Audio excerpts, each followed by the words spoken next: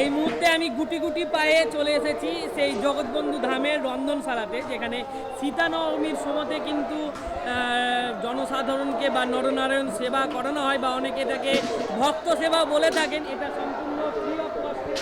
দেখুন কি বিশাল পরিমাণে এখানে রন্ধনের ক্ষেত্র, এখানে জল রাখার জায়গা, এবং ওই সামনে দেখছেন বিশাল পরিমাণে উনুন কিছু হচ্ছে। এই দেখুন, এবং এখানে যেসব সাধারণ ছেলেপিলে আছে, মানে আমাদের গ্রামের আশেপাশে ছেলেপিলে, তারাই কিন্তু লোকাল মানে ছেলেপিলেরাই বেশিরভাগটাই সাহায্য করে। জানি না এর মধ্যে হয়তো যে বাইরের কোনো ভক্ত থাকতে পারে। কড়াইগুলোর আয়তন একবার দেখুন, তাহলে লক্ষ্য করতে পারবেন যে, বা চিন্তা করতে পারবেন, ধারণা করতে পারবেন যে কত বিশাল পরিমাণে এখানে লোকের জমায়েত হয়। হ্যাঁ, বলুন দাদা।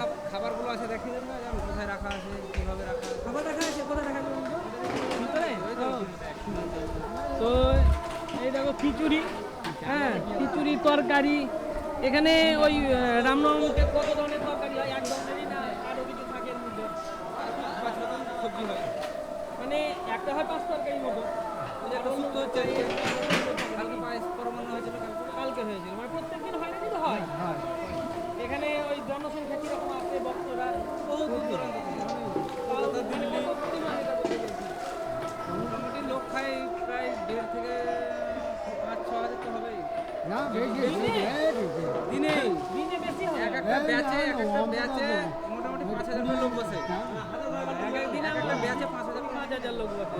এরকম কটা ব্যাচ বসে? 5টা 6টা? না প্রায় 10-12টা 10-12টা, তাহলে 5-10 50,000 লোক একদিন।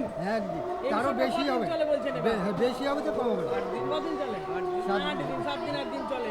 তাহলে 7 গুণি তো 50,000, হ্যাঁ 3,50,000 লোক এমনি জমায়েত হয়, মানে বিনা হিসাবে 60 মণ 50 মণ তরকারি সবজি আসলে হয় একবারে।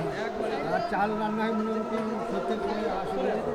70 থেকে 80 মণ চাল রান্না হয় প্রতিদিন।